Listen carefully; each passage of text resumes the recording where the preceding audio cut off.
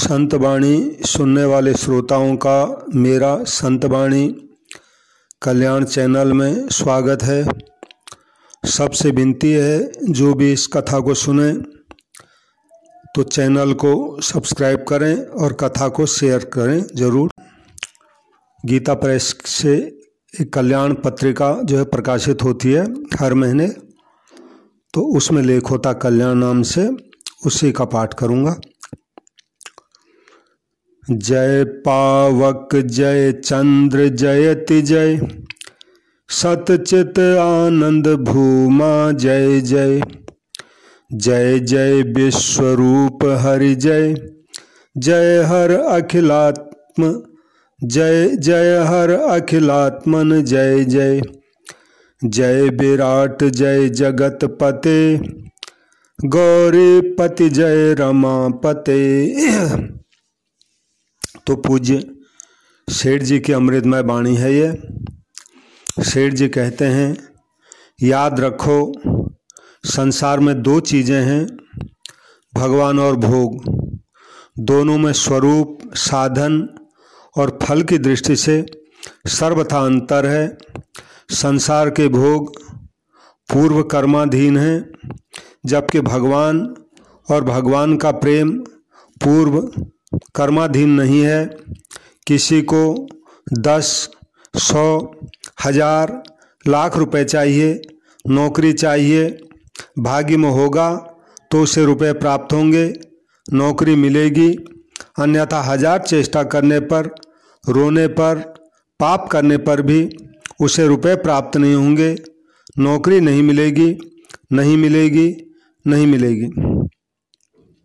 किंतु भगवान कर्म के फल नहीं हैं। भगवान तो सर्वत्र हैं, सदा हैं और सबके लिए उपलब्ध हैं। भगवान को प्राप्त करने की इच्छा होने से, भगवान को प्राप्त करने की इच्छा होने से ही भगवान मिल जाते हैं। जय श्री राम। याद रखो भगवान की प्राप्ति में न धन का महत्व है, न जाति का महत्व है, न वेश का महत्व है, न देश का महत्व है, न विद्या का ही उसमें महत्व है। उसमें महत्व है अपनी इच्छा एवं चाह का। व्याकुल होकर भगवान से प्रार्थना हो, हे नाथ, अविवेकी पुरुषों की विषयों में जैसे प्रीति होती है वैसी ही प्रीति आपका स्मरण करते हुए मेरे हृदय में हो, और वह प्रीति कभी दूर न हो। काम ही नारी पियारी जिमी, लोभ ही प्रिय जिमी दाम। तिम रघुनाथ निरंतर, प्रिय लागहु मोहि राम। विष्णु पुराण का एक श्लोक है, या प्रीतिर विवेका नाम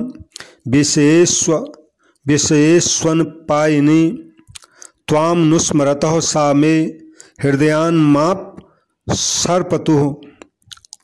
तो निश्चित है कि भगवान की प्राप्ति हो जाएगी। जय श्री राम। याद रखो भोगों का प्राप्त होना अपने हाथ की बात नहीं है।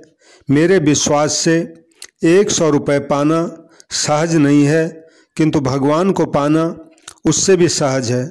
100 रुपये तभी प्राप्त होंगे जब हमारा कर्म वैसा होगा, अन्यथा किसी भी प्रयत्न से 100 रुपये प्राप्त हो ही नहीं सकते।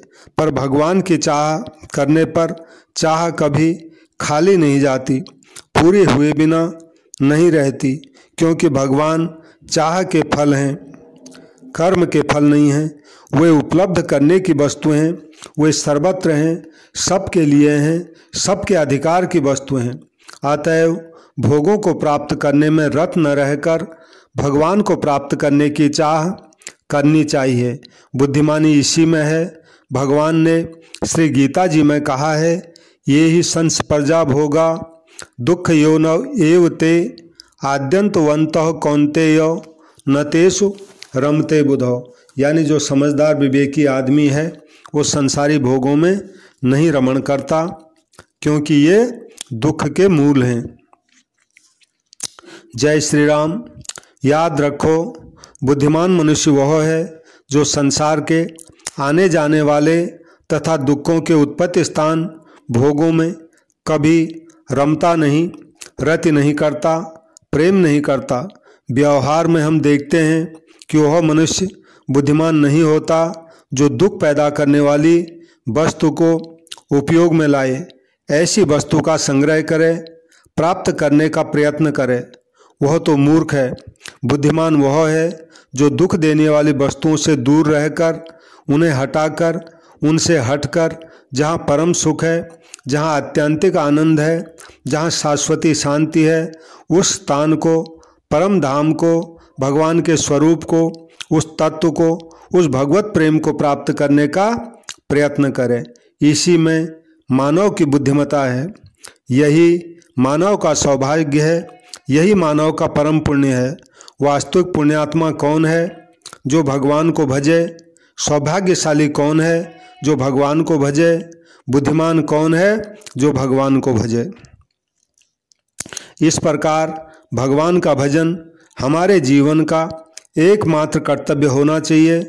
समझना है भजन का अर्थ क्या है। कुछ समय पूजा पाठ करना ही भजन नहीं है। भजन का अर्थ है हमारा प्रत्येक श्वास, हमारे जीवन की प्रत्येक क्रिया तथा हमारे मन का प्रत्येक विचार भगवान के साथ जुड़ा हो।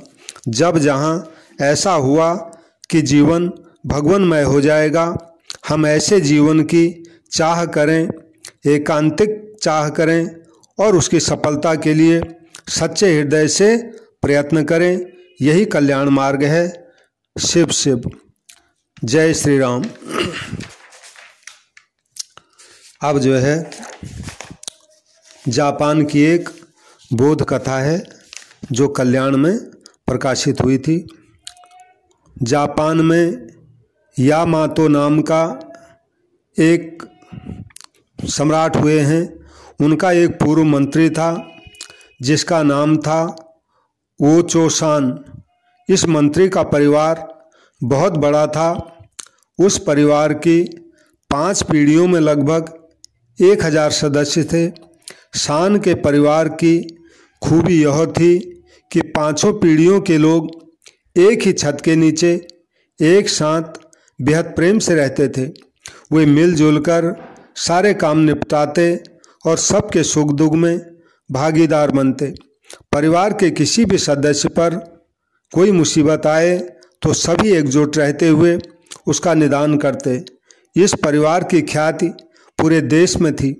सम्राट ने एक दिन सोचा कि इस परिवार की इतनी ख्याति है, क्यों नहीं इसे परखा जाए। ऐसा सोचकर वे स्वयं अपने एक मंत्री के साथ अचानक शान के घर जा पहुँचे। शान उस समय बहुत वृद्ध हो चुका था। जब उसने सम्राट को अपने द्वार पर देखा तो उनका यथोचित सत्कार किया और कक्ष में आदर सहित उनको बिठाया। सम्राट ने शान से पूछा, आपके परिवार की एकता और सौहार्द की कहानियाँ बहुत सुनी हैं। मैं जानना चाहता हूँ इतने बड़े परिवार में यह सब कैसे संभव हो पाता है। शान अपनी वृद्धावस्था के कारण कुछ बोल नहीं पाया। उसने अपने प्रपौत्र को इशारा कर कागज कलम मंगवाई। प्रपौत्र उसकी बताई चीज़ें ले आया। शान ने कागज पर कुछ लिखने की कोशिश की मगर उसके हाथ कांप रहे थे, जिसकी वजह से कलम हाथ से नीचे गिर गई।